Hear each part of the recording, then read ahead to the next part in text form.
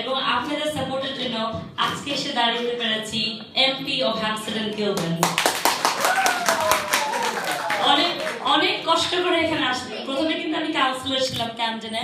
Councillor হওয়ার সময় আপনারা তখনও আমাকে সাপোর্ট দিয়েছেন, অনেক সাহায্য করেছেন এবং অনেক দোয়া করেছেন আমার জন্য।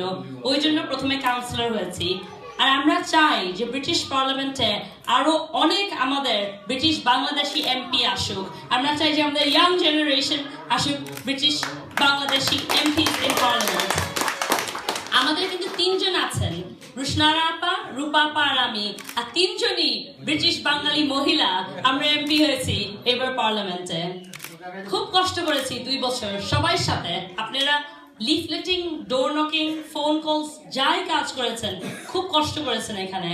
কিন্তু শেষ দিন যখন আমি ন্যাশনাল পোলস দেখলাম যে লেবার কিন্তু খুব ভালো করছিল না ন্যাশনালি, তখন আমার খুব ভয় লেগেছে যে এখানে আমরা জিততে পারবো নাকি পারবো না।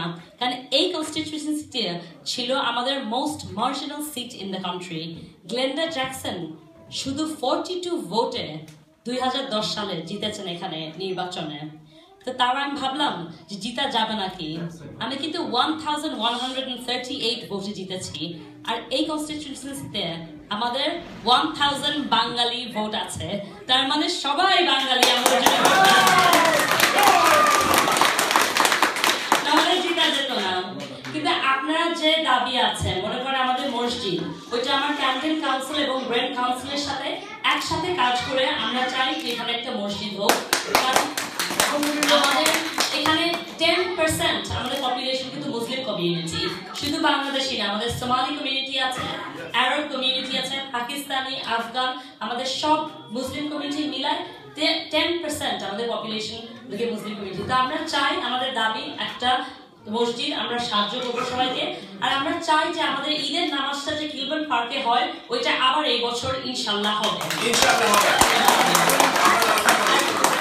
আপনি মনে হয় ভাইয়া বললেন আমাদের যে সোশ্যাল হাউসিং ক্রাইসিস সুইস কটেজে, আমরা চাই ক্যামডেন কাউন্সিল এবং ব্রেন্ট কাউন্সিল থেকে 1000 new council homes this year. আমরা চাই যে আমাদের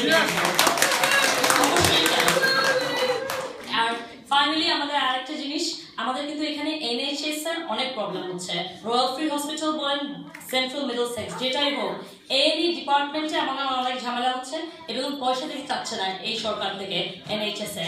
আমি যে প্রথম পার্লামেন্টারি কোয়েশ্চেন জিজ্ঞেস করেছি পার্লামেন্টে, আমি আমাদের হেলথ মিনিস্টারকে বলেছি যে কেন ওয়েস্ট হ্যাম্পস্টেডের জিপি সার্জারি বন্ধ হয়ে যাচ্ছে।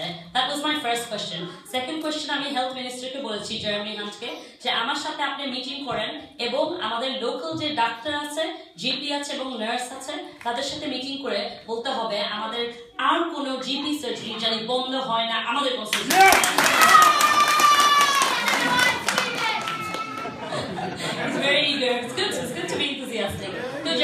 বলেছেন মিটিং করবেন, আমি আপনাদেরকে জানাবো।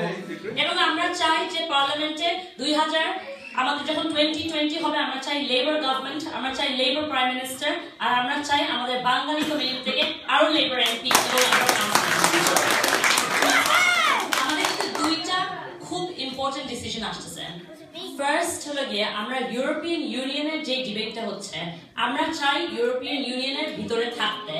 We don't want to leave the EU. এটা কিন্তু খুব বড় একটা রেফারেন্ডাম হবে। আমরা চাই যে সব বাঙালিরা জানি গিয়ে ভোট দিন। আপনারা ভোট, যদি কোনো ডিসকাশন করতে হয় আসবেন, আমার সাথে কথা বলবেন। আমরা চাই লেবার পার্টি থেকে ইউরোপিয়ান ইউনিয়নের ভিতরে থাকতে। আর সেকেন্ড, আমাদের বড় একটা আলাপ আলোচনা করতে হবে নেক্সট লিডার আমাদের লেবার পার্টির কে হবে। আগে কিন্তু এড মিলিব্যান্ড ছিল, উনি কিন্তু নেমে গেছেন। এখন আমাদের বড় একটা ডিবেট হবে। আমরা চাই যে এই কনস্টিটিউয়েন্সি থেকে একটা হাস্টিংস ইভেন্ট হোক, যেখানে সব ক্যান্ডিডেটরা আসবেন, আপনারা প্রশ্ন করবেন আমাদের কমিউনিটির জন্য কি করবে, মুসলিম কমিউনিটির জন্য কি করবে, এনএইচএস নিয়ে কি করবে, হাউজিং নিয়ে কি করবে, তারপরে আপনারা ওইভাবে গিয়ে ভোট দিবেন। তো আপনারা গিয়ে প্লিজ লেবার পার্টি জয়েন করেন সাপোর্টার হিসাবে কিংবা মেম্বার হিসাবে, তারপরে গিয়ে আমাদের লিডারের জন্য ভোট দিবেন। আমরা চাই স্ট্রং একটা leader, friend of Bangladesh, Ed Miliband যেরকম ছিল, আর 2020 আমরা চাই লেবার গভর্নমেন্ট এই দেশে।